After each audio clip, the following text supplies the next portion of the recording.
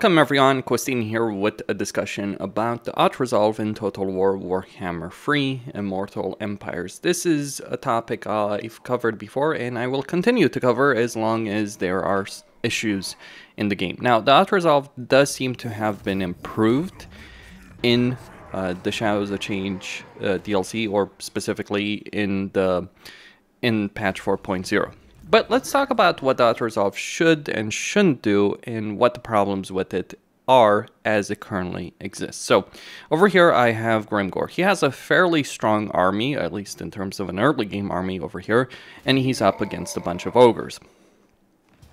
Now, if we look at the army that the ogres do have, they have some ogre bulls, they have some noblars. This army will not stand up to Grimgor. In fact, Grimgor could do very, very well on his own, or on his own with the Doomdiver catapults, against this entire army. Like Grimgor with the hero with the Doomdivers could reasonably win this battle. When you throw in the army in the mix, there is zero chance that this army over here can pose any kind of challenge against you. Now, having to fight battles like these is not necessarily the biggest problem. The biggest problem is when you have a long campaign and you're looking at and you're conquering a lot of territories and you're looking to expand across the map, and you end up with these kind of battles. You end up having to fight them again and again and again and again. So you end up having to fight these minor inconsequential battles that are not a great experience, that don't require any kind of clever tactics or anything like that. But you have to do them anyway because, well, you lose units. You lose a significant number of units, in point of fact, if you don't. And I think that is not how things should end up working in Warhammer 3. In fact, quite the contrary, that is probably the worst situation to encounter, where you are forced to fight a bunch of inconsequential battles, and you have to do them again and again and again throughout your entire campaign, and they're not challenging, they're not interesting, they're not the ones against the legendary lords. But you do them anyway, simply because you have to do them anyway, simply because of the casualties that you will take. And it's not even about losing units. It's more so the fact that you will weaken yourself in a fairly significant fashion if you do not fight these kind of battles manually. And this in turn, especially for factions and races that don't have great casualty replenishment, this will severely weaken you in the long term. This is especially bad with settlements and with sieges in particular, because no garrison is really going to be able to stand up to a full stack of your legendary lord, even from the very early game. No garrison will really do well because they don't have a lord that leads them, that's giving them all of the various skills, leadership in particular, that a legendary lord in particular gives an army. So that is something that I do consider a major issue in terms of the overall design that we end up in campaigns in Immortal Empires, because you end up having to, again, fight these battles like that's just a garrison army. There's no way that garrison army would be able to stop Grimgor. So those kind of battles are not great to fight. But it's even worse than that, believe it or not, because the battles you end up the battles that you can end up actually skipping, the battles that you can end up avoiding having to fight in the first place, are the more meaningful battles that you would encounter potentially in a campaign. So once you get the full stack of troops, and like once you've gotten a decently leveled lord and you've gotten a decent amount of experience, on your units, you will be able to out-resolve effectively any kind of field battle. And I think it's fair to say that the field battles in Warhammer 3 are the more interesting battles to fight in a campaign. Not the sieges, not the settlements, but the field battles. Those are the more interesting battles to have to face, especially when you're dealing with legendary lords. But the problem that gets created because of the auto-resolve is that you end up in this situation where the battles you end up of being able to avoid are specifically those battles. So over here in this campaign, if I end up having to fight Kolic, who holds the challenge stone, I will be able to completely obliterate him once I bring enough troops to bear.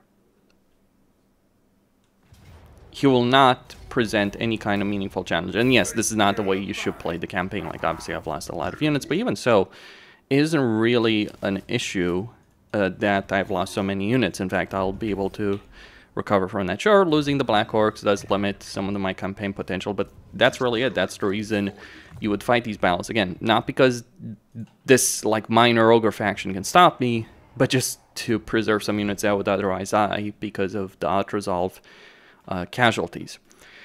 But that's not the only issue. So it's not just the fact that you end up with this campaign dynamic that you have to fight a bunch of battles that are just not interesting, and you can actually skip the more interesting battles, though probably not recommended to do so.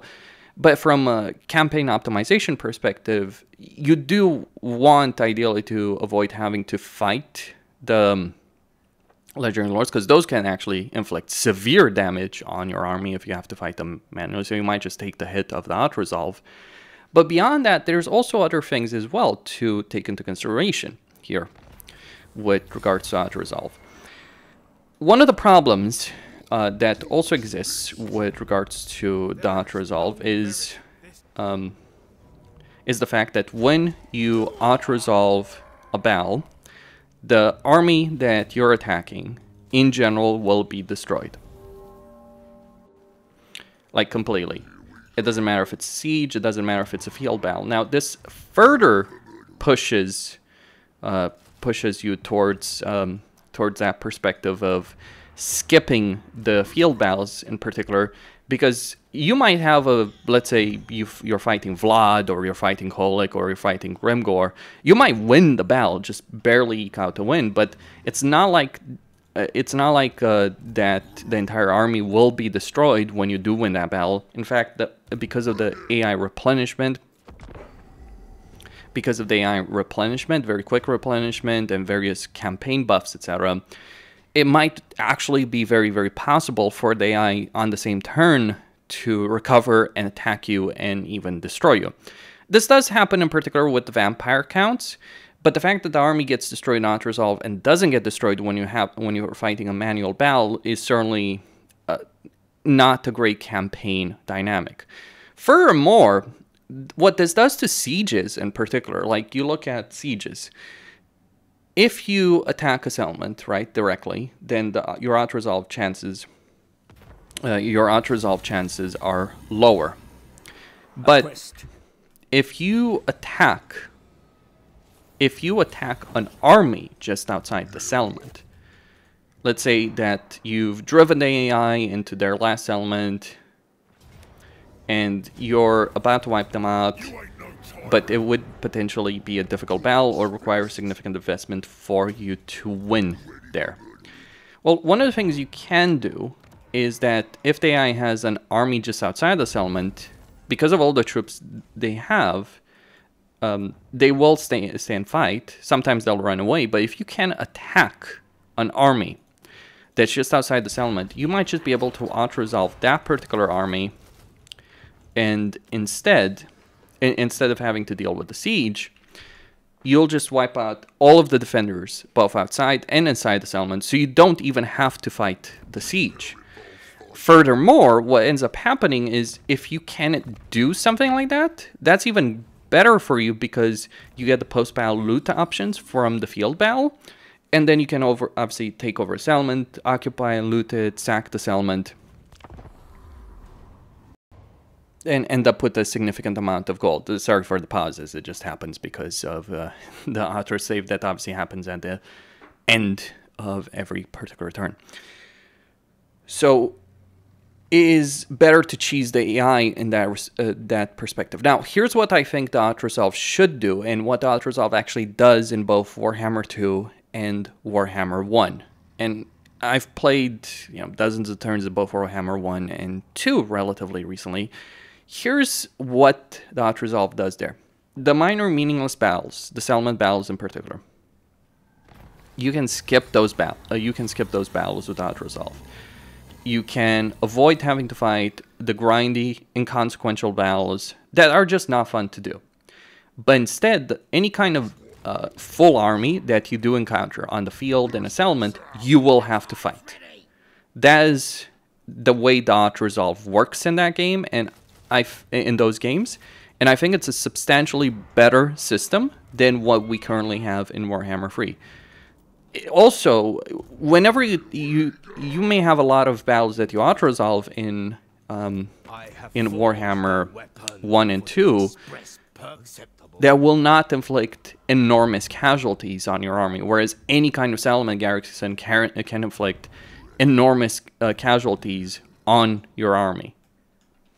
That's the difference between the systems in those in these games, and why I think like Warhammer 1 and 2 handled the situation a lot better, because it pushed you towards fighting the meaningful battles, the interesting battles, where you were dealing with legendary lords with full proper army, and you could avoid the unimportant battles, at least when we're comparing like the end state of auto-resolve of Warhammer 2 to what we currently have in Warhammer 3.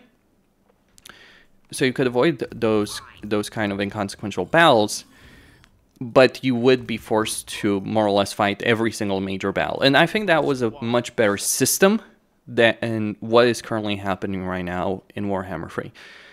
I also need to talk about what is also happening with regards to dot resolve. You are also further pushed if you're playing a race like the Skaven or even the Greenskins that don't have heavily armored units to fight a lot more battles than races like Warriors of Chaos or Cafe that do have a heavily armored units. Like if you're playing a Warriors of Chaos campaign, you can auto-resolve like 99% of the battles in a campaign, but that's not because your army is so much substantially better than, say, the Greenskins. It's rather something that comes down to the simple fact that the Warriors of Chaos have a lot of heavily armored units with high leadership, and because of those units, dot resolve is heavily in their favor. You want to understand one of the reasons like Cafe ends up being so dominant in Immortal Empires, like if you're playing on Legendary very hard, the reason that ends up happening, they have a lot of heavily armored units, so they get that auto-resolve benefit. That's why how they win against Snitch, and Lokir just gets left on his own, and he can't win on his own against Miao Ying and Xiao Ming.